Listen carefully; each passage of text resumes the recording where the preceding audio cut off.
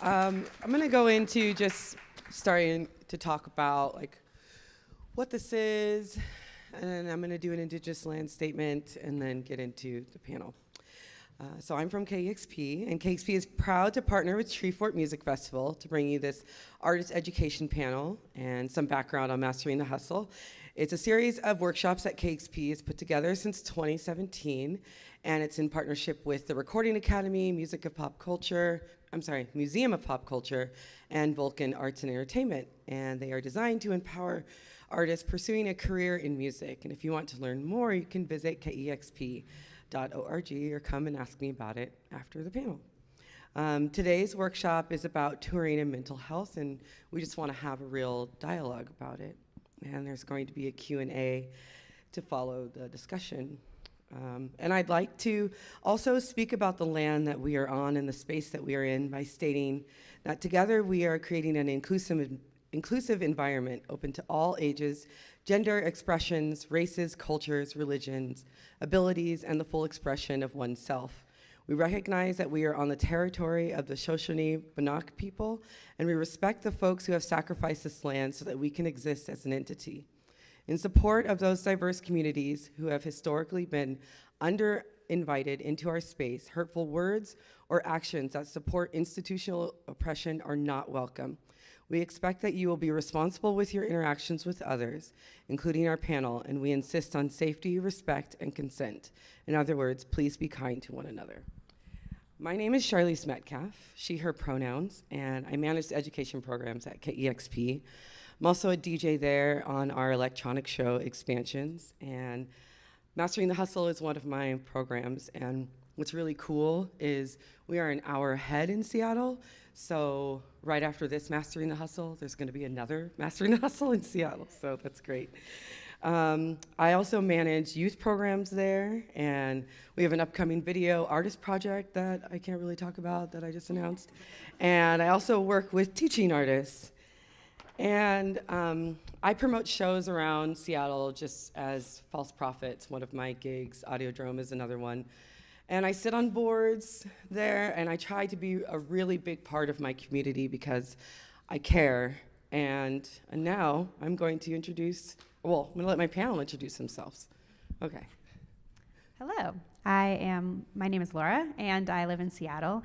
My career experience, in 2011, I started working different music festivals and was touring, from one festival to the next, probably about, 8 or so months out of the year. And then in 2013, started working on tour as a production coordinator for different artists from 2013 to the end of 2016. And then at the start of 2017, moved to Seattle to work for Red Light Management, which is an artist management company. How y'all feeling today? Audience good? Yeah? You guys alive? Sick. Can I get like a thumbs up? Yeah, sick, dope. My name's Jax. I go by the creative name Flint Eastwood. I'm from Detroit, Michigan. I write pop music that I like to write about, things other than love and sometimes love, and hopefully it makes you dance and think some things. I also am a co-founder at a collaboration space in Detroit called Assemble Sound, which basically some artist friends and I bought a church from the 1870s and renovated it ourselves and created a bunch of studio spaces, a bunch of opportunities for artists that otherwise wouldn't have them because they're not in a coastal city. And we have a residency program, about 30 artists. We offer education programs, a bunch of resources, things like that. And we're basically we're just trying to figure it out, just like everybody else. You guys are both rad, by the way. My name is Terra Lopez. I sing in a project called Rituals of Mine. I'm also a music publicist for Terrorbird Media. And I started last year Bitchwave, which is a queer artists of color collective, pretty much. Still very much focusing on building that, but basically we're just trying to create more space for queer artists, women, and artists of color. Thanks. You guys are all so cool. I'm so glad to have you. So for today's panel, we just want to provide tools and resources that you can immediately apply in a positive way And we just want to explore the best ways to take care of yourself on the road and have a candid conversation about those challenges and what you might have faced, and also just have an open discussion. I want to say that I am the moderator. I've never been on tour. And I have a lot of friends who have gone on tour, and I talk to them and hear about things that they go through. So I am here to lead the conversation, and these are the experts. So I've over-prepared for this panel, and my next thing. Oh yeah, questions. We're gonna start with questions. Well, my first thing that I wanna do is I really wanna create a sense of community. So I know you're probably sitting by somebody that you know, but turn around and say hi to somebody that you don't know.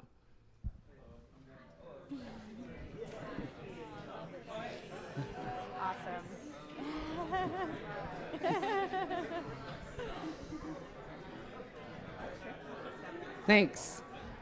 That was absolutely beautiful. Okay, it's panel time. Okay. All right. And now each one of them is going to ask a question. How many artists are out in here? Raise your hand. Cool. Most of y'all. How many of you guys have been on tour? Sick.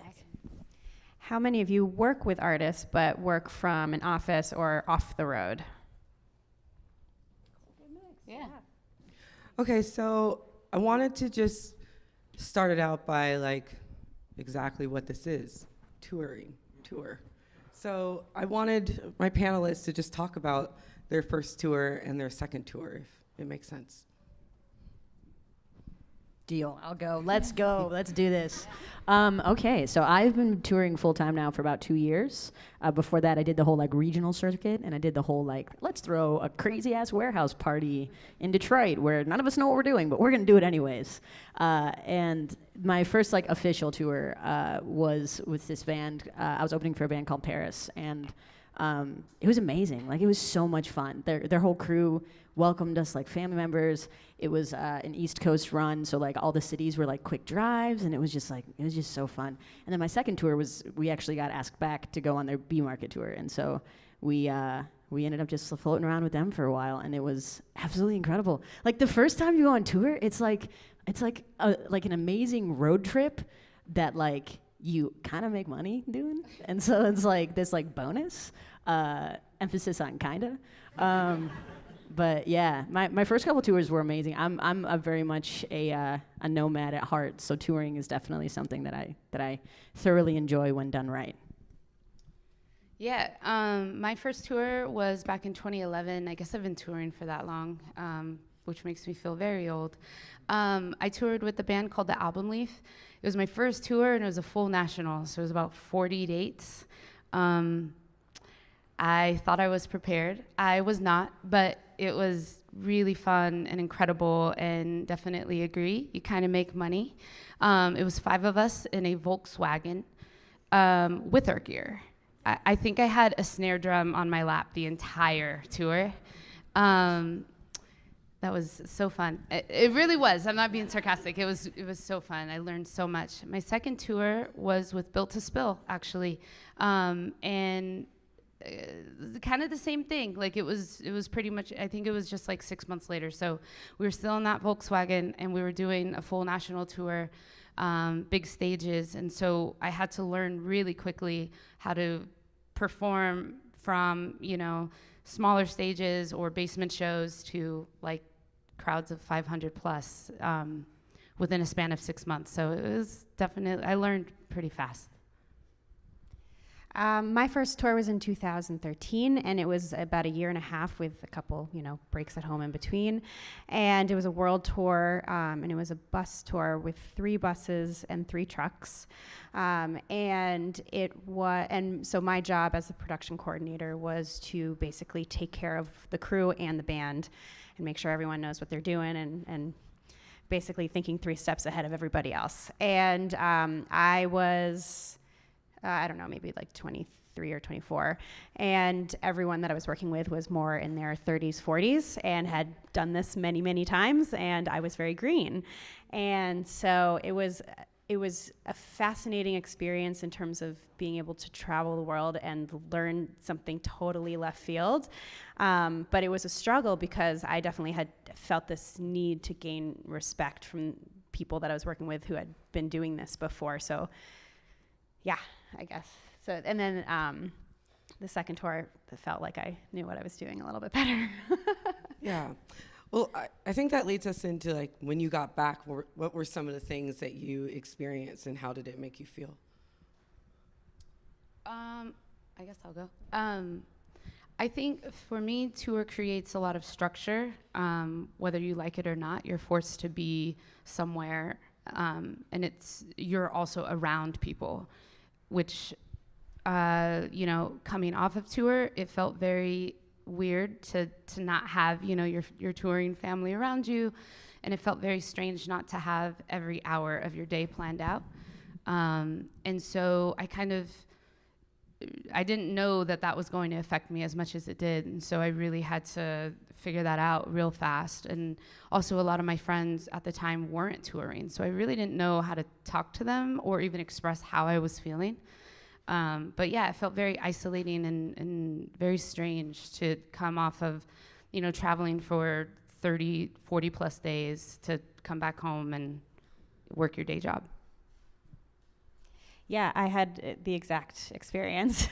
I felt like I was living two different worlds. It got to a point where I felt like I had my tour world and my home world, and they were exact opposites, whether it was my sleeping pattern, my eating pattern, how I socialized, what I was talking about with people, what my day was consumed with. And it was the same thing. You have every hour planned out when you're on tour, and then you come home and you have nothing to do but your personal to-dos. And I found that even though I had a close network in my hometown of friends, I started having just the same conversations over and over with them, where it was, where did you just come from? Where are you going next? How long are you in town for? And it just got old. And it was hard to your home life is moving on while you're on tour, but your tour life stops when you all stop, so you kind of pick up where you left off when you go back on tour with your tour family. But then when you go home, all these worlds have been continuing on without you, so you have to kind of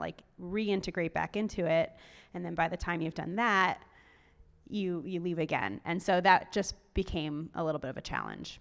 Yeah, I basically felt the same thing that you guys were feeling, of just after the first couple tours, I was like, yeah, this is great. I'm gonna keep going this energy at home. And that's just a recipe to getting burned the fuck out. Yeah.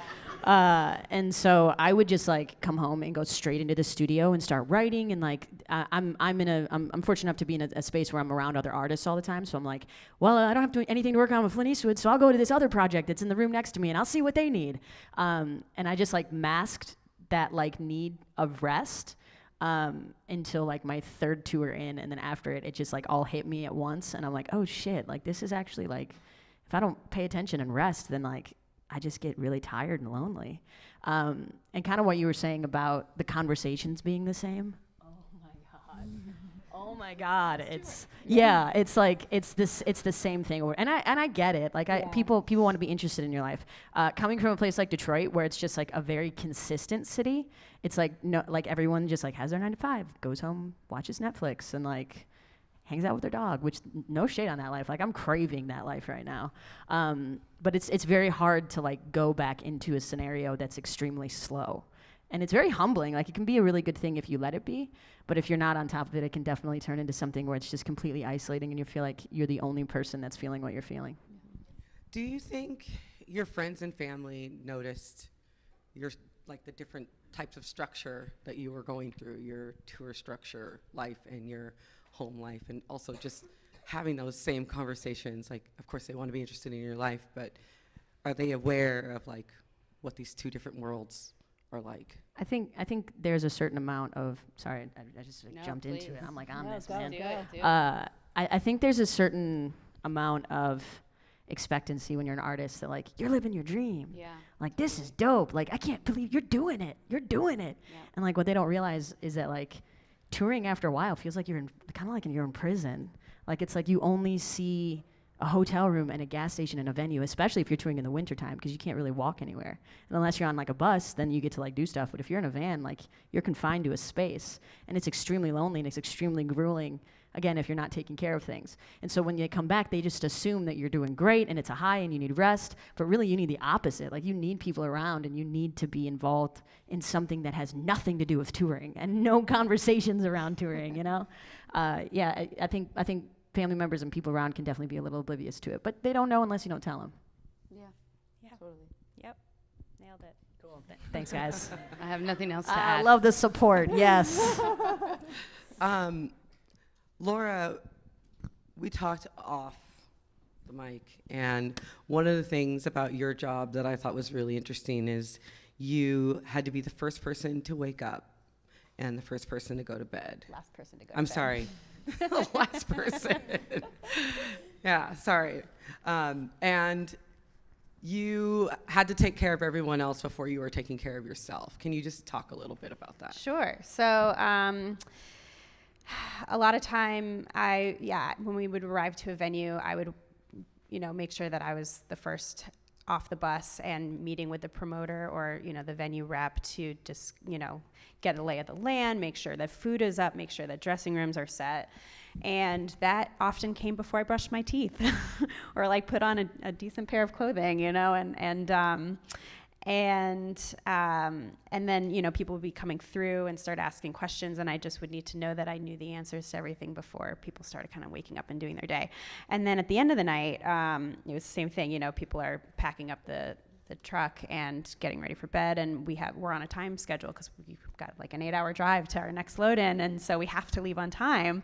So then, everyone's trying to shower, and showers are at the venue, and I'm, the last one in the shower, and it's cold, and I've got 5 minutes, and I'm just not even gonna brush my hair and fall asleep on a wet head, and and that I did not do a good job for a couple years of understanding, okay, it's okay for me to take an extra 5 minutes, even if it's during the middle of the day, to go on a walk and just to have some time to myself where I decompress, where I, think about something else, where I put my radio down so I'm not on call, and just had to find those practices and times during the day where I could refuel myself if it wasn't happening, if I couldn't fit it in like at the start of the day or the end of the day.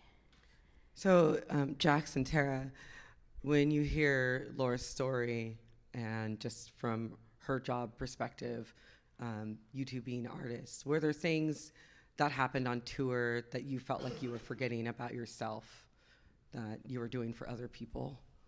Yeah, all the time.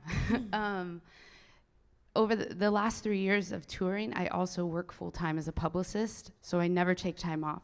So if I'm not on stage, I'm checking emails and working for other artists. And the first 2 years of doing that pretty much I was doing the same thing. I was putting everyone else before me because I wanted to do a good job and I didn't want to let anyone else down.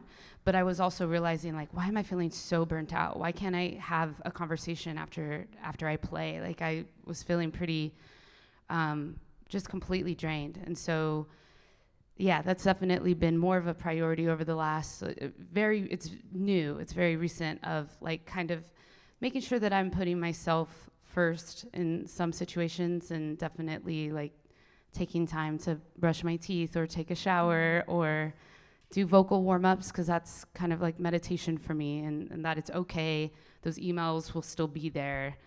It's all right.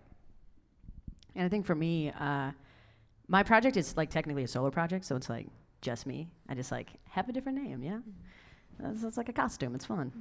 But the problem with it, I once heard a Beyonce quote that was like, which is always a dangerous thing to live your life by a Beyonce quote, because she's like God. But she, like I remember like seeing an interview one time when I was young, where that's just like, Beyonce was like dramatically in an elevator and like she like dipped her head a little bit and somebody's like, "You tired?" She's like, "No, I'm not tired." And then it like cuts to like a moody interview of her being like, "If I show that I'm tired, it means other people can be tired. And if I show that I'm unhappy, it means that everybody else can be unhappy." And I think that was just a fucking terrible mindset to have for tour, especially as like being a leader and setting the cast for everybody, because it basically says that like your emotions are invalid, and it gives that to everyone around you. And so for me, for a long time, I set that tone, and that was just a very terrible tone. And since then, I've shifted completely and just been like, okay, feelings check. How's everybody doing? What are some highs and lows?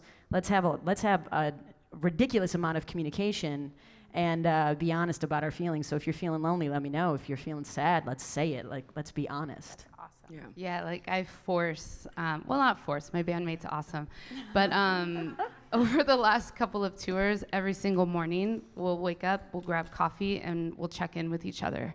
I think it's really easy when you're on tour to just fall into the routine and just like see, like, check off the things that need to be done. But it's so important to check in and just make sure, like, are you good? Or I'm not good, let's talk about it. I think having that safe space, whether it's in the van or, at the hotel or wherever you're at every morning is crucial. It's kind of interesting too, because when you're back home, you get like different validation and different like needs met through multiple relationships. But when you're touring, it's like the time schedule is like everyone's at work from 9 to 5, but that's whenever you're free. And then at night, you have no one to talk to. So the people that you're touring with are the ones that kind of you have to use as like a substitution for what you're not being able to get at home anymore. And so if you're not communicating, if you're not checking it, like those conversations are great. Like, yes, okay, get it done.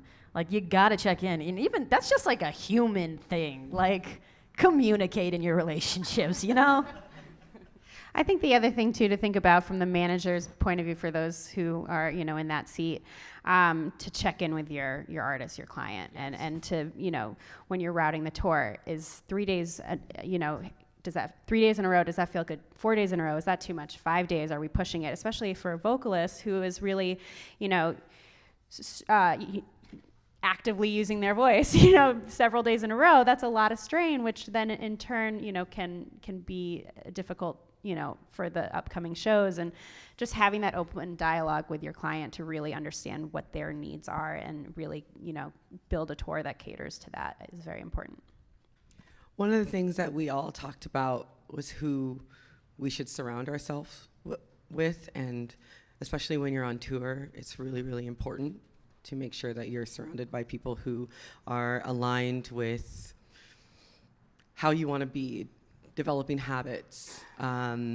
Laura, you talked about norms that can be created on the road. Can we just kind of go into that a little bit? So I think it was my first, if not my second night on tour, and it was on the bus, and probably like 1 a.m. after loadout, we're driving to the next place, and one of the crew guys is pouring some wine, and he asks me if I want a glass of wine, and I say, sure, that sounds great. And he poured me a full solo cup with wine to the brim. And I looked at him like, this is a little bit more than a cup. And he's like, you'll get used to this.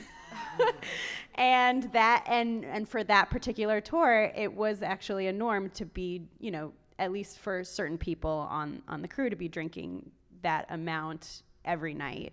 And then it becomes something that you just see, and it feels normal because it's what your community norm is. And then, my second tour happened to be, they weren't really drinkers, but they were more smokers. So the norm at the end of the night was, to chill.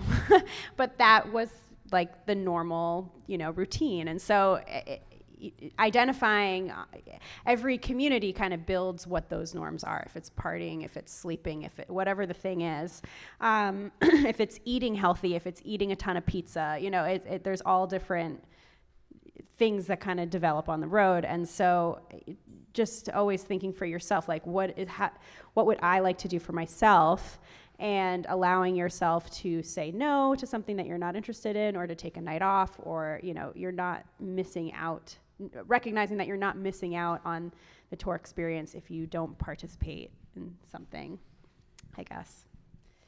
Yeah, I think it's also super crucial to make sure that you're surrounding yourself with like-minded individuals, whether that's your crew, tour manager, your LDs, hopefully your bandmates as well.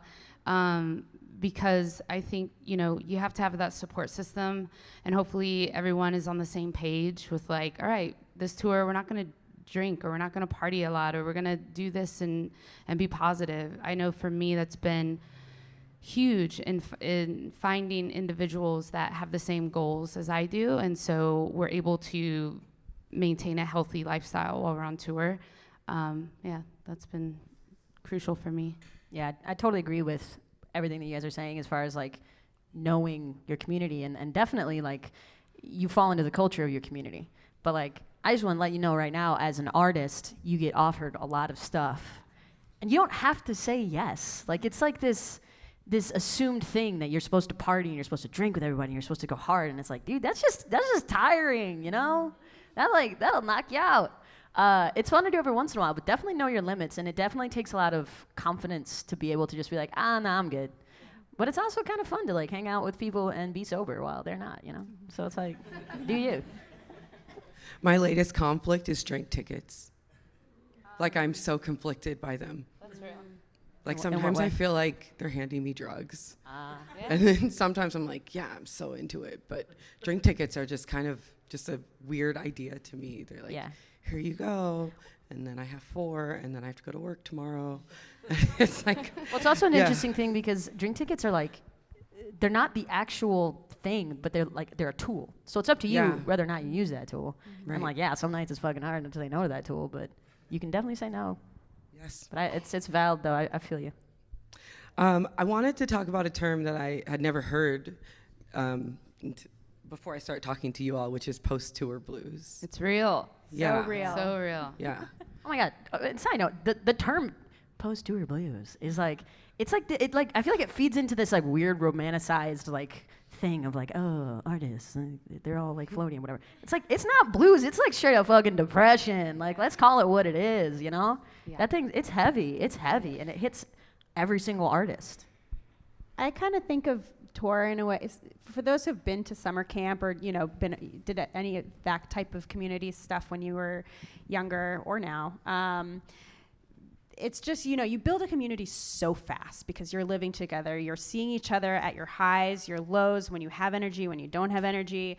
And it is, your entire world. And then you step away from that. And it's like, oh, who do I belong with? Who am I when I stand alone? And so that those kind of things just kind of come up after, when you step away from the high energy of the road. Yeah, it's really hard. I think, kind of just to echo what y'all both said, is you're with, your touring family for 30, 40, 50 plus days sometimes, and you have that structure like I was talking about. And yeah, you're seeing each other at your highs and you're seeing each other at your lows, and you're going through all of the same exact experiences. So and also, you feel like you're living your purpose when you're on tour. At least I do. I feel like I am doing what I was born to do. So to be able to do that every single night, and then to come off the road, and I work a job that I love, but it's still not the same. And then to kind of, be around folks who weren't there for any of that is really difficult. It's hard to express and articulate exactly how you're feeling, even with fellow artists sometimes. So it's very real, and I don't think we talk about it enough. And when I do talk about it with friends or fellow artists, they're so relieved because everyone wants to talk about it. Everyone wants to, know that, oh, okay, it's not just me feeling this way. Do any of you remember the first time that you experienced it and had to talk about it? I think Or tried to find a way to talk about it, because it is hard to talk about. I didn't know what it was. Yeah. So I thought I thought I was like really weird. It felt very alien. I didn't even know how to talk about it to my partner at the time. I was just like depressed and in a weird mood, and didn't really find much fulfilling like outside of that. But I didn't know that is what it was at the time. I had the exact same experience to a T. Yeah. It's just this funny thing that kind of, you feel like something just ended, like something huge just ended. And it's you can't really talk about it with anyone because no one in your home life, or I felt that I couldn't talk about it with anyone because my friends at home and my family, they just hadn't experienced that. So they didn't, I could only say so much, and they could only try to, empathize with me so much, but to actually feel what I was feeling, there was that disconnect. And yeah. I think from my experience, I was fortunate enough to have like my 2 older brothers toured in a band. They were like signed and like did their whole thing for like 4 years. And so they kind of prepared me for it, but I had this like cocky mindset of like, I'm not gonna get sad. Sadness doesn't affect me. And I was wrong.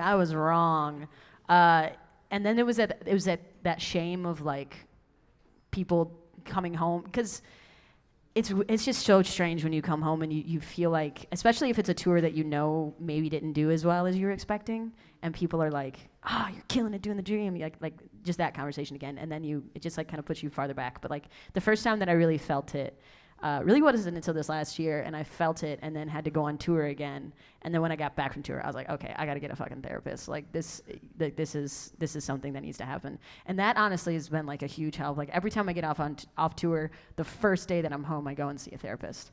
And like that's been huge in like helping me to like get back into the mindset of like, oh, I'm home now. Mm-hmm. Home, whatever home is when you're touring. Were you able to talk about it with your bandmates? Did they experience it as well? Yeah. Definitely. Open communication, it's a key thing. Yeah. It's so vital, so vital, as awkward and uncomfortable as it is sometimes. But I will say that I definitely worked with a lot of people who didn't want to admit to it. Mm-hmm. Like they definitely didn't deal with it on a psychological level in the same way that I was craving to.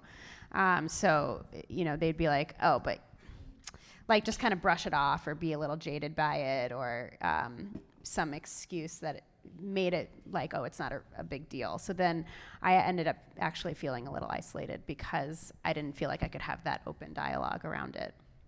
Yeah, I can only imagine if your bandmate isn't admitting to it and you are aware of it and you're taking that on. That seems really heavy, especially when you're on tour. I can't imagine dealing with that. Yeah, it can be a heavy scenario. Anytime you put many human beings in a very confined space, it's going to be a little risky. But yeah, it can be very heavy. But again, open communication is just so vital. Yeah. We should talk about like some of the things that you can do to, like, while you're on tour, to take care of yourself and to take care of yourself post-tour. So we've talked about therapy, but there's also some other things that we've all gone into that they should know about in terms Eating of just healthy. Yeah. Ooh, yes. Eating healthy is so important. For so many years, I did not do that. And I didn't realize how much food affects you. Your mood, your energy. I've become a health freak over the last year. Working out has been incredible. It not only will make you feel better about yourself, but it'll make your performance better. Those two things have been super vital for my well-being, for waking up every day and feeling like, okay, I'm ready to go and do this thing. So for me, eating healthy, working out, and that constant line of communication, checking in with your bandmates, checking in with yourself first and foremost. Yeah, that's what I do. In addition to that, because I completely agree with that too, finding some common thread that you can make between your quote unquote two worlds. So because your routine is so drastically different when you're on tour, to find something that you're just always consistent with, whether it's you always go to the gym, you always make time to go to the gym, or if you like to sew, if you like to, like, just find some kind of hobby that you do at home that really brings you joy, and bring that into your tour life. I think another thing too is to really sit with yourself and identify what are my vices, what things do I do to numb me, and what things do I do to energize me. Because, you know, if what I did for a long time was eating so poorly on tour, and what I would do is I would time when I ate my meals to when other people were busy. So I would be sitting in there alone, and I did that so I could kind of like decompress, be by myself, have some silence, not be interrupted by people. But then I would just eat and eat and eat because I just wanted to take that time to myself. And it just became this really kind of numbing Band-Aid that I was doing rather than something that was actually fueling me to continue going. So yeah, I think just any kind of routine. It could be meditation. It could be going for a walk. Just something that you do at home regularly that makes you happy, and bring that out on tour with you. Yeah, definitely 100% agree with both of these circumstances. Like, definitely. For me, I think to add on to what you guys are saying, being an artist is like this like weird situation in the sense of like, what other job do you have that when you're done, people clap for you? It's like, imagine sitting at your desk in a cubicle and you're like, that's a fucking great email, yeah! It's just like, it's weird. It's really weird. And it's very easy to get in this pseudo-reality world where everything revolves around you and every conversation you're having is about the project that you're in, and everything in life is you. And it's very dangerous, and it's extremely easy to fall into it. It can make you extremely narcissistic. But at the end of the day, if we're doing bare bones, it's entertainment. It's not that important, you know? It's important, but it's not that serious. And so for me, finding ways to exit the Flint Eastwood world when I'm on tour, and that could be as something easy as like talking to somebody in a coffee shop and learning about them and not mentioning what you do. Like, I'll just say, I'm in entertainment, and then I'll just like continue on. And maybe they think I'm a stripper, but like, I'm down. But yeah, I think it's a very important to exit that. One thing that I've been wanting to try is like planning out a tour where like the day before I go and volunteer somewhere in a different city, or like go to like LGBTQ center and like tour it or something that you're passionate about that again is outside of what you're doing. Yeah, and my next question was, how do you all create community while you're on the road? I think that's something that... I really like meeting fans, whether it's before shows or after. I am very, for better or for worse, very open and honest on social media. I don't really know how any other way to be. But because of that, I feel like fans come up to me and then want to share their stories, whether it's about depression, mental health, suicide, all of these things that I'm really, that are important and passionate to me, they want to talk about. And so I think really that's super important to me, is trying to create a community that feels safe at shows with each other. And yeah, so I just try to do as many like sidewalk meetups as I can, whether it's on days off or before the show. I think that's a really beautiful thing. Like, kudos for you for being honest on social media. It's hard. Yeah, it's very hard. And you got to do it, because the thing is too is that like we're basically trying to sell a fantasy to people, like for better or worse terms, and there's a lot of pressure to not be yourself. So I just want to say that's amazing that you do that. I'm glad you're honest about things. Vulnerability is very important, and I agree that it's extremely important to create that community with fans, because after a while, like, I don't know if you guys feel the same way, but like after like the third tour, you could tell me right now that I'm in Tulsa, and I would probably believe you. Like every American city, and really every world city, give or take, like architecture or like landscapes, kind of all starts to look exactly the same, and it starts becoming the people that are in that city. So it's like I get excited to go to Denver because I have a cousin in Denver and I can hang out with that cousin, and I'm excited to go to San Diego because I have an uncle in San Diego. And it stops being like, I want to see this landmark, that, like, definitely do that your first couple tours, like experience the city, but then after that it's the people and it's the community that you build that kind of keeps you going. And for me, I try really hard to like also have friends that I don't meet through Flint Eastwood, again, because I just try to get outside of my little tiny universe. Mm-hmm. Did you have... Yeah, I mean, I agree. Sick. I want to talk about stigmas around depression. Can we talk about what stigmas exist around depression and why it doesn't always feel normal to talk about or to reach out for help? Yeah, please. We need to every single day. I'm super passionate about that, not to get too heavy, but my dad committed suicide 3 years ago. And that really forced me to really check in with myself. I've battled manic depression my entire life, and I didn't really realize it. Or I always, thought like, oh, well, music is my outlet. Music is my therapy. And for a long time it was until it wasn't. And so, the last 3 years have been really difficult with like, all right, how do I embrace this?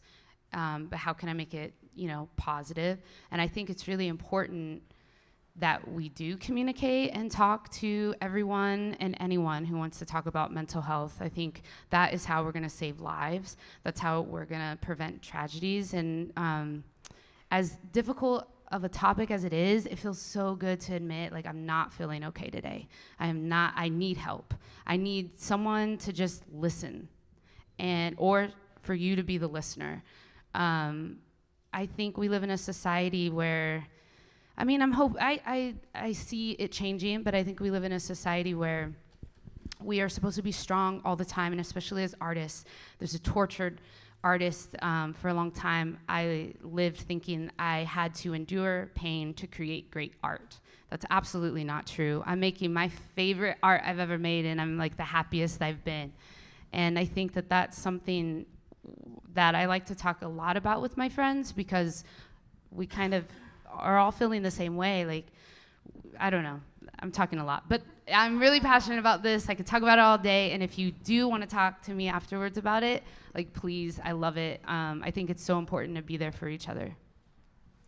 I think the other thing too, when you're on tour with people, is to not only check in with yourself, but to really be aware of the other people that are out on the road with you and how they're doing. And they may be, people that aren't comfortable talking about it, or, if you can read other people and try to reach out to them and just show that you're there, show that you're supportive, that's huge. Because, if you're feeling this sense of isolation and loneliness that the three of us have experienced, most likely the other people on that, in that van or on that bus is feeling that too. And it's amazing as well how when you become vulnerable and honest and open about something, that everyone around you tends to follow suit. So cool. Yeah, it's and then it becomes this like wonderful, supportive environment where you don't feel like you have to hide all the time, which is great. Yeah, vulnerability, let's go. It's seriously a game changer. It really is. You just feel more in tune with yourself, but also in tune with your friends and your bandmates, and the world is just cooler when everyone is more real. Yeah, and it takes a lot of bravery as well. For sure. Like, I feel like I didn't really get to that point until I toured with somebody that was like very open about mental health, and they were very open about talking about anxiety and depression all the time. And I'm like, at first I was like, oh, this is terrifying. Oh God. And then I was like, oh, this is kind of nice. Like, I can actually say when I'm fucking sad. Okay, this is a two-part question, because while another person is thinking, another person can answer the question. So, what is the value of going on tour? And do you have any tour stories that are cool or funny or weird that you can share? So we'll start with, what's the value of touring? And then we'll go into tour stories. Okay, I'll go. I have had some of the most life-altering, life-affirming experiences on the road. Again, for me, I'm sure you feel the same way. You're living your purpose every single day. I'm a total introvert when I'm not on the road, so it forces me to engage with strangers, and I find that to be so life-affirming. It is amazing. The concept of talking to another person is incredible. So for me, that's the most valuable aspect of touring, is just the sense of community that you get. We've talked about that a lot, but also feeling like, you're expressing yourself every single night, and that in itself is amazing. It's very fulfilling. Tour is awesome. I feel like, the purpose of this panel is to talk about some of the struggles that we experience out there, but with the struggles, there's just so many fantastic moments and life experiences that you're building out there. And it's exactly what you said. It's you're living your passion, you're living your dream, in all, the thick of the struggles as well. And so, for me, I think being able to travel the world and to meet people around the world and get, I really tried to take advantage of talking to the local people that I was working with every day. So if I was, wherever I was in the world, to really connect with the promoter or any of the staff that was helping us that day and really get to learn about their life and their routine and their world. Even, hanging out with like the bus driver in the morning. If we're still driving, I would sit up front and just, kind of talk and watch us drive around, and just taking advantage of talking to different people around the world was very special. Yeah, touring's fun. Like, don't get it twisted. Like, it's a great time. It's a road trip with your friends that the expenses are usually paid for. And it's an adventure. It's all the things that you ladies were saying too. It's a great time. Touring, I mean, that's what it makes it worth it. Like, you're willing to fucking drive like 8 hours a day to go to a different city every day because it's so much fun. Stories from the road? Oh man, so many. It's really hard to pinpoint a yeah, specific story, but really my memories come from really lovely conversations with people around the world. I'm trying to think if there's like, do you have anything crazy? I mean, I don't know if it's crazy, but one time my van's transmission went out and we were in Tulsa. And Yes, Tulsa. legit in Tulsa. And we were stuck there for 5 days while the van was getting fixed. And so the only thing that was near the hotel was a go-kart racetrack.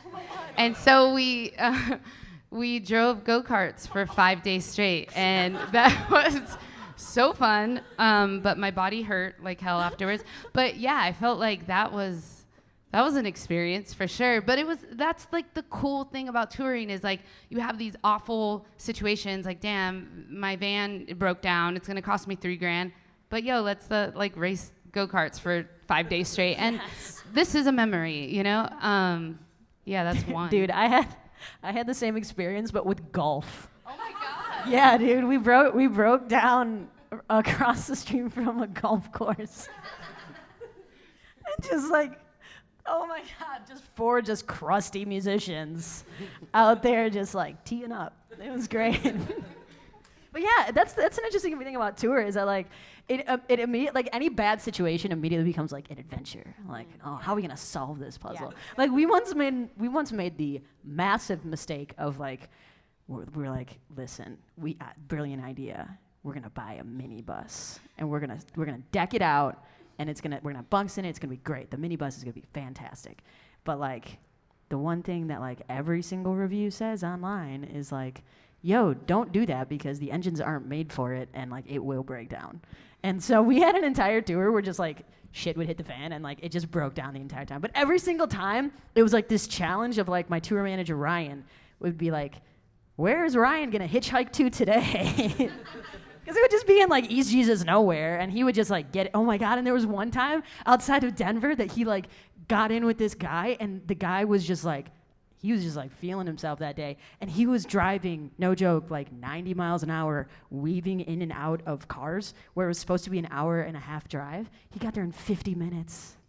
And it's like shit like that. That's just like insane. And it's like, when would you ever get in that kind of experience ever again, you know? They're just, yeah, it's fun. It's a good time.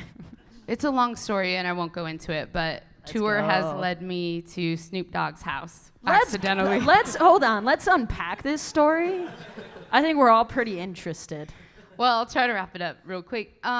Basically, I was sleeping on a floor. We didn't have a place to stay, so we stayed at a fan's house on the floor. This was in the early years. And I had my car keys lying right next to me. Long story short, someone took my car keys accidentally, so we were stranded at this stranger's house, which led us to hours of trying to find my keys, which led to the person who took it was Snoop Dogg's neighbor. So we ended up having to go to this mansion to pick up my car keys, and we ended up hanging out with Snoop Dogg. So tour is awesome for those reasons. What a come up. What a come up. Dude, it's touring will like put you in some crazy situations. I think my craziest story is that I ended up at Lance Bass's 30th birthday party. And I'm like, what? Personally, more of a Spice Girls type fan myself. But like, yeah, it's just stuff like that where you just like stumble in these situations. That's just, what? Can we just get like a review of like, what's Snoop Dogg like? Incredible. Everything that you would think. Is he the same in person as he is everywhere else? Absolutely. Oh my God, perfect. So any advice for mental preparedness for tour mental preparedness? I think the other thing too, in terms of like, when you're trying to implement your personal routines on tour, is to plan ahead. So look at your schedule for the week or the month, however far ahead you want to look, and actually pencil in when you're going to go for a run, when you're going to make a phone call to talk to your partner or your friend. The best that you can actually schedule it in makes it more tangible, so you won't be like, oh, I'm too tired, or I'm too busy, I can't get to it. So preparing, schedule in your mental health time in your days. Yeah, pretty much. Scheduling out and being honest with yourself. Yeah.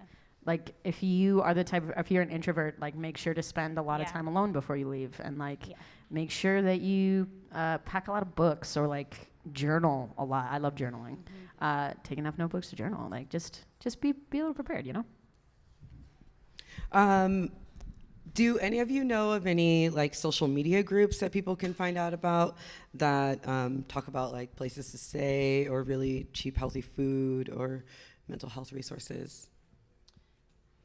I don't know. I took some notes on my phone, but I don't know if it's actually social media stuff.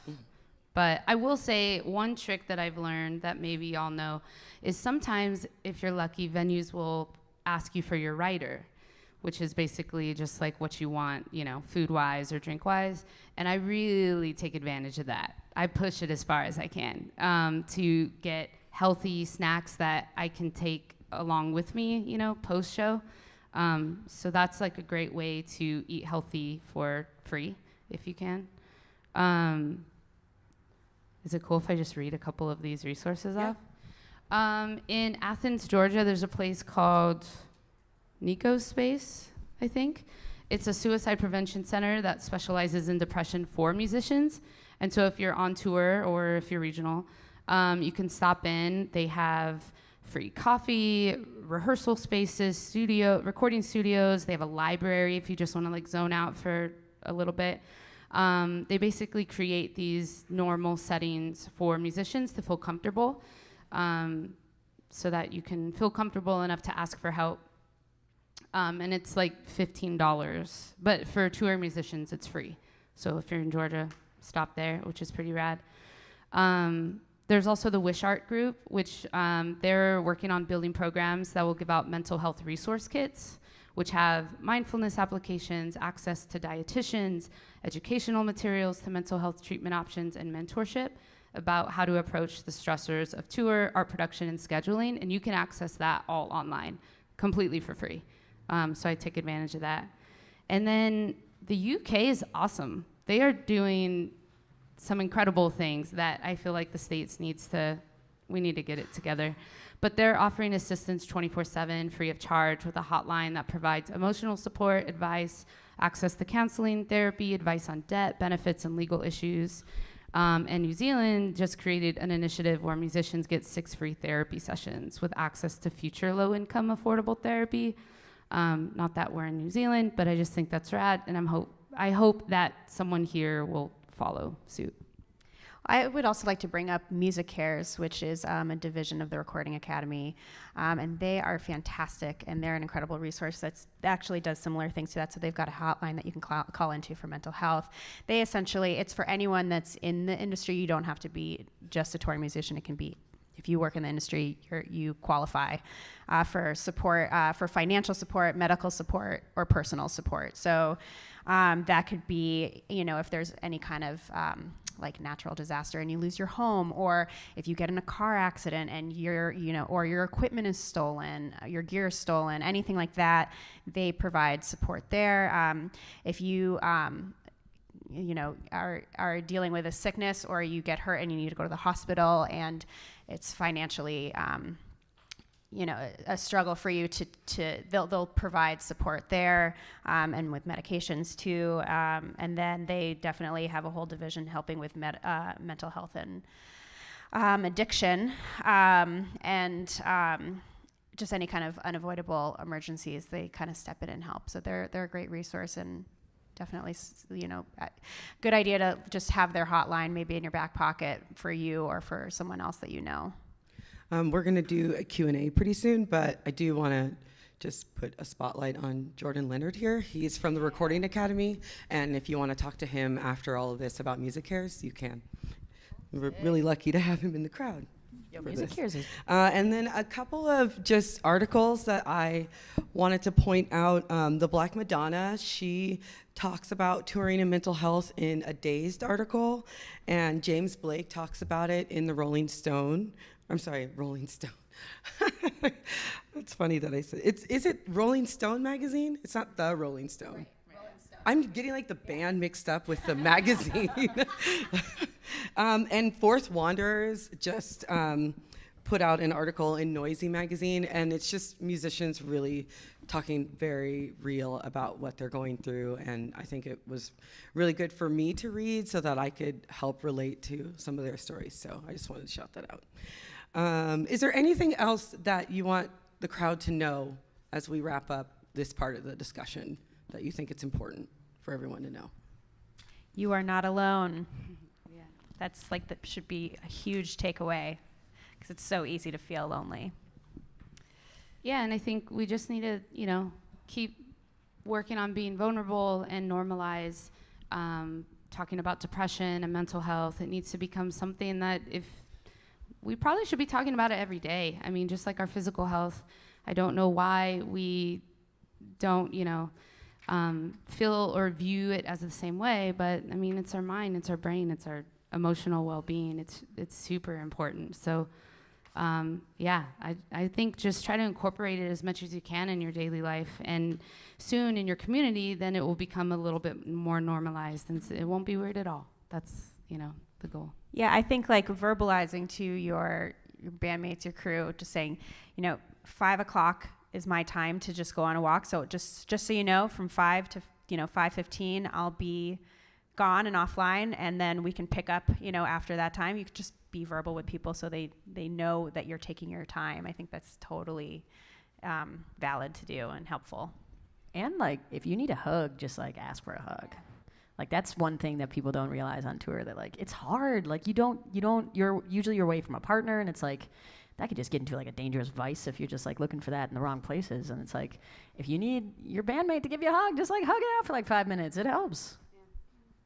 And I just want to say that we all love music, and we're all connected through music, and we are a greater community with loving music. So I just wanted to say that. So we're going to do Q&A now. Okay, there's a microphone coming. Hi, I just want to say that was amazing.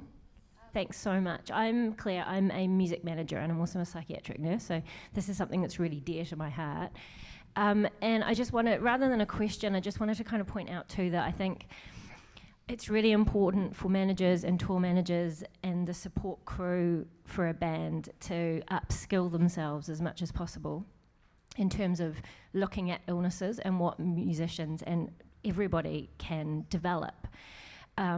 I manage a young band, and they have developed all kinds of symptoms over the last few years that they had no idea what it was. Panic attacks, anxiety, depression, addictions, and they were just struggling, and the rest of the bandmates thought that they weren't pulling their weight, and all of that stuff. And it wasn't until I kind of pushed a little bit further that I found out that one of the band members was having extreme panic attacks. And I think the important thing to recognise is that this can impact so much on the rest of the band, the future of the band. 2 of the band members at various times wanted to leave because of their mental health. And I think that we have a responsibility to upskill and understand what symptoms are and how to get help for those people very quickly. because things can spiral out of control really quickly. And I'm not sure about this country in terms of what availability of resources there are to upskill. But I know in Australia it's a very, very, and the UK and New Zealand, there's a big push for managers and other members of the support crew to be able to workshop what to look for. So yeah, take it very seriously is my advice. Thanks for that. Thanks so much, guys. Yeah. And If anybody wants to ask me afterwards any questions as well, I'm here. one note too that kind of we were talking about, or you brought up before we started, was just like the idea of like management being very aware of everything, kind of what you were saying as well. And like as an artist, like make sure that your team members around you give a shit about you. Like names are nice and like association is nice, but if you're surrounded by people that just want to push you and push you and push you until they make all the money that they can make and then leave, it's not worth it. Like you need to find somebody that's there for the long haul, because it's very easy to fall into that trap. You just got to pay attention to the red flags early on.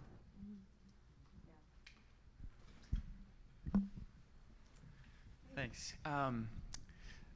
I know Terra, so this question might be more directly for her, but I'm curious to hear all your thoughts. When I heard you guys intro from like a 3-bus, 3-truck tour to Paris to the album Leaf and Built to Spill, those are all artists for your first tours or levels that are like pretty high.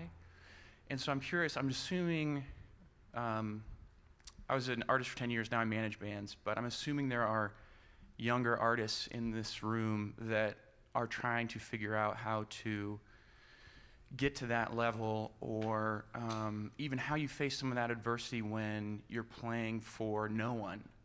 And like, how have you guys had to deal with that much? Are there encouraging, like, what do you do to push through, not on just on an emotional level, but from a business standpoint, and growing that aspect of your career? I think for me, so before I went, so yes, I've been touring for 2 years, but before that, I did like weekend circuits for 5 years. So I would work half the week, and then for 3 days straight, or sometimes 4 days, I would go and do like the regional areas around me. So I've been touring for way longer than 2 years, but like that was the first time that I got on like, this is like buses and like craziness. And so I played to a bunch of shows that were no one. And I think for me, two things kind of allowed me to push through that process, because that process is a long process, especially if you're, I mean, I'm from Detroit. There's not a lot of like, you're not going to stumble upon somebody that's like, hey, I'm going on a massive tour and I want to take you on it. Like, it's like you kind of have to create the opportunity for yourself. One thing is having a purpose for your music, having like something that you believe in, whether it's like mental health and like vulnerability, or for me, it's just like connection. And like, I really have a heart for like LGBTQ youth. Having something that's more than just like, this is about me, this is my music, I'm going to perform it, because then it just becomes this thing of like, it's easy to fall into the comparison trap, and it's easy to just fall into this like bullshit realm of it. If you're doing music for the right reasons, which can, you know, it's a wave. I don't know if I want to say if you're doing it for the right reasons, because it's different for everybody. Yeah. But that, and for me, I also had this idea of like, okay, I can't really afford being a musician, so what's the job that could potentially I can make the most money in the shortest amount of time? And so I decided to like do video editing. And so I did video editing for 5 years while I toured, because I knew that I could get a decent day rate. And like, don't get me wrong, I was like surviving on like tuna sandwiches for a very long time. But if you're doing it with like a community and you're enjoying the process and knowing where you're at and like having fun while doing it, like it's very much worth it. But yeah, it can be hard. It can be very hard. But vulnerability and openness is vital at every step. It's super hard. Before that first tour, I also, I always encourage artists to really create a super strong foundation in your hometown. I was playing probably over 1,000 shows in Sacramento, which is my hometown, before I ever actually went on tour, which really helped me solidify not only like, you know, to get my live show together, but also to create a name for myself, buzz, and then that drew national press. And then I was able to go on a national tour with a larger act. And so I always encourage bands like to really build that strong foundation, like get people to rally behind you, because then that's gonna only help spread the word. and hustle. You're gonna have to hustle. And I always tell artists this, you have to hustle more than your manager. You have to hustle more than your booking agent. You have to be the ones working the hardest. I never want a manager to be working harder than me. I know my music more than anyone's going to, and same for you. And so there was a time for years, up until only last year recently, I managed myself, I booked myself, music publicist, and went on the road. And that's how, for me, that's my personality. I'm kind of a control freak. But it also enabled me to know like the ins and outs of like, okay, these are the steps that I have to take to get on these bigger tours or to grow in this way and develop. So yeah, I say regional touring is so important for so many reasons before you get to that next step. I think also in addition to that, kind of focusing a little bit more on the mental side of it, it's easy when you're in that grind to, second guess yourself and to say, am I doing, do I belong here? Am I good enough? Am I, capable? And to really, have a confidence check with yourself and, remind yourself, like, I'm doing this because I am good at it and because I care about it and because I really want to make something of it. I mean, when you look at most careers, it's, on average, I think 7 to 10 years before an artist really starts to see a massive shift in their career. So to, also remind yourself that things take time, as hard as that is when we're all trying to make money. Just confidence check with yourself, remind yourself that you are doing what you're calling and to keep going for it. And then just to keep doors open and communication with different people that you're running into. I often, usually whether it's, around New Year's, I'll just go through my whole contact list and just send out a happy New Year email that's very personal to that person with like, how's your daughter? Or something that just like reminds them of you and your, continuing a relationship with people that you've run into. So then as you continue to grow, you just never know where your opportunities are going, when doors are going to open. So just keep an open dialogue with the people that you run into. Yeah, definitely. That comparison game is very dangerous. Mm-hmm. And the checking your confidence. I like the way that you worded that. That was really good. Kind of piggyback on what you were saying, and I would like to get your perspective on it as well, is like, nothing burned me out faster than the moments that I was like, I'm getting traction in Detroit, so I'm going to go play a show in Nashville. And it's like, no one in Nashville knows who I am. No one cares. And so there's a smart way of touring to not burn yourself out, and kind of like the ripple effect is what you're saying has worked for me as well, of like start in Detroit, build it up, and then find every single college market in my state and do every single college market, so it's only an 1.5-hour drive. And then once that builds up, then you can make it a weekend to where it's like Detroit and then Lansing, which is an 1.5 hours away, and then Grand Rapids, which is 2.5 hours away, and then you can come home. So it's not like these grueling long drives every single day where you're playing to absolutely no one. Because again, that can be a lot on your mental health, a lot. Absolutely. Yep. Sick. Thank you for the affirmation. That feels nice. I can't talk too loudly because I lost my voice from South by. And I have to sing tonight. We'll see. Fingers crossed. Thank you. And then you, Terra. I run Low Flux Media in Seattle, so I've sent you an email before. So I'm a musician, and I represent bands. And so you're the first person actually I've ever heard who, well, I don't know how to stop. So what we do when we tour, we've downsized to a duo, and it's a little weird, but we go camping a lot. And I would have to say there's nothing better, especially after getting sick at South by, to wake up in the middle of a canyon because my partner and my bandmate drove me there. So that's just an option I wanted to throw out to people, is if you can manage a little bit of time. State parks are cheap. They have showers. They're like Burning Man for suburbanites. So they're kind of a kick in the pants. So if we go to LA, we take a break at Carlsbad and we go surfing. Then we go play shows in San Diego and back and forth. So anyway, just wanted to put that out there. But thank you all. I really appreciate it, because we forget we're alone, that we're not alone, rather, as a couple. And we have to do these extra check-ins to keep our partnership alive, which also happens to be a marriage. So, anyway, That's it. Nothing more. Go camping, everybody. Try it. All right. Can I have a time check? 15. Okay. Sit. I want to leave networking time, so maybe a couple more questions and then hangout time. Thank you guys so much. I feel like I'm kind of blown away by how amazing all of you are. I could ask a million questions, but I own a venue and I'm opening a second one, and we do like 200 shows a year, and 80% of the people that come through the door are so kind and amazing, but there's 20% that I can just tell are burnt out, maybe have been kind of abused by the industry or specifically by venues. And we're like a husband-wife owned venue. All of our staff are musicians. It's like a family, and it's the best crew. But I just am curious, like on a crew perspective, because tour managers are the ones that we tend to have the most trouble with.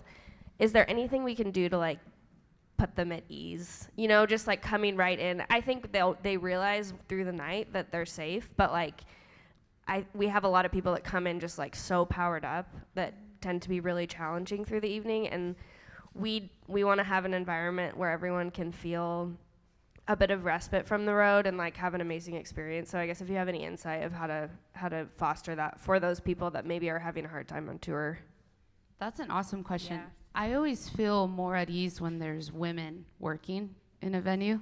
It immediately just like sets the tone, and like I'm able to like breathe a little bit, you know?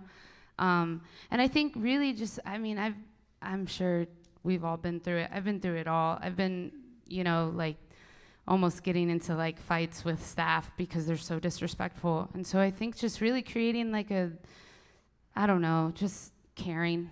It's so simple, but like really like greeting the bands with warmth and kindness, and food always helps. And, you know, non-alcoholic drinks are awesome. Iced coffee is always great. I mean, just like creating an environment that's like, you're welcome. We actually care. We actually know who you are, and we're so stoked to have you. You'd be so surprised that, like, I think. What about female staff members dealing with difficult men? Oh God, yeah, of course. It happens all the time. Right. That's Some so people difficult. are just assholes. It's really difficult. Well, I'm abrasive, and I will absolutely check a guy if they're disrespectful to me. Oh, it's my favorite thing. You know, I don't know, everyone like handles their stuff differently. I actually have an art exhibit called This Is What It Feels Like that actually puts men on the receiving end of harassment. And so I like to be abrasive with that kind of stuff. But everyone deals with stuff differently. But I don't know. What do y'all think? I think it's up to you to set the tone of the entire venue, and you set that tone very early on. As far as like so, if you said you have a trouble with like tour managers coming in and being a little aggressive, some people are just gonna be an asshole. That's just like and it might just be, and honestly, they might not be an asshole. It's just like their way of perceiving the world and communicating, like whatever. But one thing that you can kind of do to maybe offset that is like, I don't know how you do, like in your email responses, like make sure you're on time with things, and like make sure it's like you're considering making sure they know that their rider is going to be there. It also sets the tone when you arrive at a venue of like, do they have a green room that's soundproof and away from everything, to where it like, do they, that to me shows that they care about an artist. There are 2 venues in the United States that I know of where you show up and they have food there right away. And immediately I'm like, oh, they give a shit about us. They know that we're traveling from a place and we probably haven't had time to eat that day. So they're setting that tone. And it's little things like that that you can say, this is a safe space for you, and this is like a comfortable space. And like having women and having people of color and having like diversity in your staff. And just, it's up to you also to set the culture for your staff, to like make sure they know how to handle situations and how to handle difficult people, and like, you know, there's a lot of steps you can take. What are your thoughts? Yeah, in addition to all of that, I also think like everyone that's on tour, they're away from their homes. So anything that you can create that feels like kind of a homey vibe, like a clean dressing room, is huge. Like, you know, you're not sitting on a rundown couch that who knows how many people have sat on, or, you know, if you've got like a little corner of books, or you've got like a quiet room, or you've got just like warm colors painted, just things like that that just make it feel like you are walking to not a cold venue, but a warm home. I think it can totally affect someone's day. I just want to add maybe having signage, a safe space signage like around your space. And one of the things that we have been trying to work on at KEXP in our green room is to have a resource center, so where you can find therapy or you can find an AA meeting or something like that. It's an ongoing project that hopefully will get done soon, but maybe just having that tucked away with the books so it doesn't seem like it's like, you know, if they go up to it, that everybody's watching them so that they can feel privacy with that. Okay, well, is there, Alex, yes. Thank you, everybody, for all the awesome insight. One of the things I've been dealing a lot with on tour is learning how to ask for what I need. And I think a lot of that is, like, I also am very emotionally vulnerable with my bandmates and with listeners, and that's how I write and that's how I communicate. But I've noticed that, like, you know, halfway through a tour, I'm like literally, especially because we are still in the stage where we're sleeping on people's floors and stuffed into a van, and I just don't have the actual like capacity to have those conversations even physically sometimes because I gotta save my voice. Or things like that, you know, when you're playing night after night after night. And I am getting FOMO like crazy a lot of the time. We just did South by Southwest, and it was really hard for me to go to bed early and to not see all the bands and to not drink and to just like claim my space and not feel extremely guilty about it. So how do you kind of like deal with prioritizing yourself and making that okay? That's awesome. Like, great question. I too experience FOMO all the time because I'm a singer. I take it super seriously because, you know, if you're performing like 10 times in a row without a day off, your voice, you know, that's our instrument. We can't just plug in and play. So I can't smoke. I don't drink. I can't stay up super late. I can't even like have a conversation sometimes because I'm so worried about like overstressing this. And so it is really difficult. You definitely do miss out on conversations and experiences. But for me, I just kind of look at it as, all right, this is a job. As much fun as it is, this is like my focus. And I will have these experiences. They will come. Maybe not tonight at like 2 a.m, but they will come. So for me, it's just really trying to stay focused on like what you're here for, what you're meant to do. And yeah, it's not a fun answer. My touring is very boring because I'm just like, I'm not drinking, I'm not smoking, I'm not staying up late. But I'm able to have that energy on stage and like bring it every night. And that to me, that's my priority, I guess. I like what you said about sidewalk conversations too. Yeah. Outside the venue, you don't have to talk over. That's the biggest thing, like talking in a loud bar or like stressing your voice out in a venue, but like stepping outside and also just getting some sunlight and like talking to a few fans, like that's so fun. Yeah, you kind of have to sometimes switch your perspective of like what fun is, because I think a lot of the times, at least in American culture, it's like everything's centered around like, if you're going to hang out with your friends, you're going to go to a brewery or you're going to go to a bar, at least in the Midwest. I don't know. I can't speak for everybody. But like, it's very much centered around that kind of mentality. But like, it's so much fun to go on a hike in the morning, and it's so much fun to like do stuff when the sun is shining. You just got to switch your perspective a little bit. And you also have to realize that if you're touring, odds are you're probably going to go to that city again. And you don't want to be lazy with it, but like, also it's like, you don't have to see everything all at once. Like, doesn't have to be the grand finale every time. Just like let off a firework here and there. I think also too, in the moments where you need to remove yourself and do your own thing, just try to fill that time with something that excites you. So you're not feeling like you're missing out on something. So, you know, it could be, even if it's like you have to go to bed, maybe bring a candle with you or something that just makes it kind of like, you know, like dreamy and zen or something. Bath that bombs. just, bath bomb, like bring bath Makes bombs such with a you for your difference. hotel. Oh my God. Yeah, like things like that where like you don't have to feel guilty because you're doing something else that's super fun too for you. definitely. Also museums. I don't know, but like I love museums. Like I try to go to art museums during the day, and it's great because a lot of times you can find one that's free. Like, come on. My friend Elise out here, who's working with Pedro the Lion, you told me the story about how he knows people in coffee shops around the country. Yeah, did you say that? Always like, he always has like, he's obsessed with coffee and he always has every like favorite shop picked out for every city. So we're just like, all right, Dave, like where are we going today? And he's just like, all right. So, and he's been to this coffee shop like a million times because he's been touring for so long. So yeah, he's always scoping that out. I thought that was a nice story. Okay, well, I think we're at an end. But I just want to thank everyone for taking the time out to come here to listen to them, to us, and also taking time for yourself to think about this kind of thing so that we can normalize it and make it okay to talk about. So thank you very much. Thank you.